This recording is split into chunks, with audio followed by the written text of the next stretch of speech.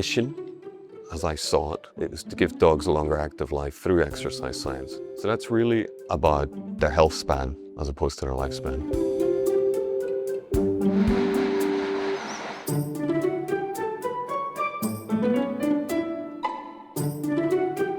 Well, it all starts from when the dog comes in through the front door.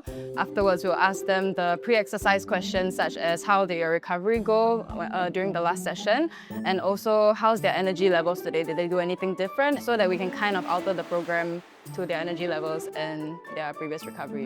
What we're here right now is our gym. You see the treadmills at the back, electric treadmill. The other two will be mainly powered by them, going on an incline walk, allowing them to use your hind legs a little bit more than just walking flat.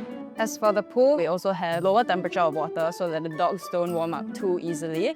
And we have many different programs targeting things like cardiovascular fitness or explosiveness and overall strength. So the longest time I've spent in the pool is 12 hours. I think I work out more than the dogs in the pool. Sometimes I think there's like water on my face, but it's actually just sweat. Yeah. So from top to finish, from their training, from their post-exercise recovery protocols, it's a well-planned personal training experience for the dog. So if some of the dogs that came in with the needs for surgery or injury treatments or even physiotherapy, then those dogs we unfortunately cannot take and will refer to our recommended specialists or physios.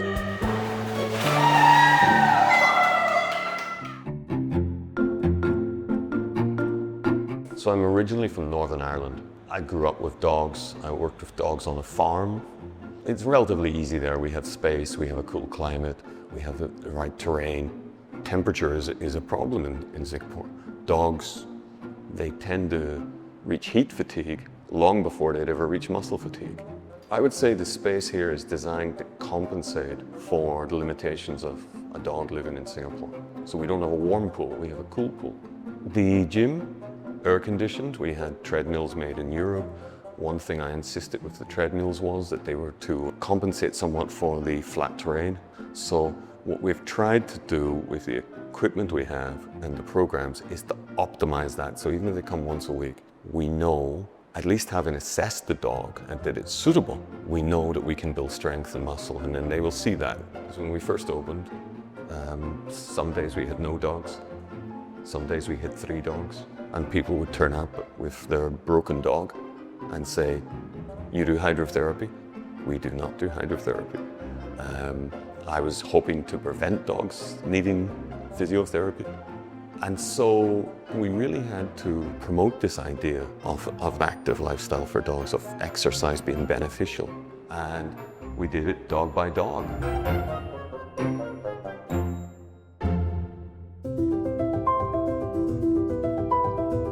I had a big Rottweiler called Tyson.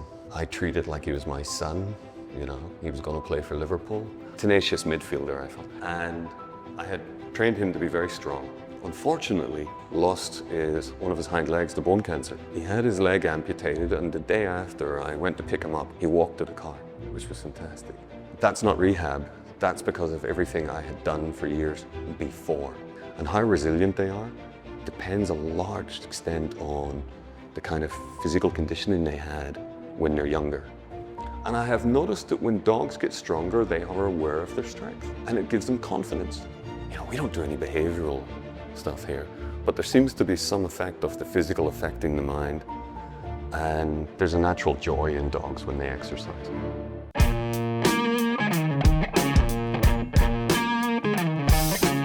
My dog's name is Praha. She's a female Rottweiler. She's 7 years old. And we've been here probably for the last 3 years thereabouts. Come every Sunday. We do about a half-hour session. It's tiring for her, and they do different drills with her, so they keep it random, so they keep building on that, and they assess her every few weeks to see where her strengthening is at, where her weaknesses are at, how to improve them. So it's kind of like a personal trainer in that sense. And she looks forward to Sundays. Like, even though she doesn't know days like we do, she knows when it's her day. Like, she wakes up in the morning and you can see it's like swimming day, yeah. Usually when we bring him to like a dog pool, he doesn't really have the opportunity to go full on because sometimes other dog wants to play with him and stuff. So I'm happy there's a place where he can do like focused strength training. So Rumi and Yogi, they are regulars. They come here Tuesdays and Fridays. They obviously push themselves really hard. Their resistance and everything is built up over time. So it's good for the muscles. It's good for their heart. And then when we go home after the sessions, they're really knocked out for the rest of the day. So I think, as they say, a tired puppy is a happy puppy. Archie has had issue walking up the stairs when he was younger, but since he started swimming, he has built the confidence in his own legs. So he has found the ease to climb up stairs nowadays. General well-being, he's having fun now, and so that's good. I even wanted to call the gym after Tyson, and then I decided that would be very off-putting. Yeah, it was something of a tribute, which again, as I said, it wasn't a commercial venture. I can't take credit for imagining how successful it's become.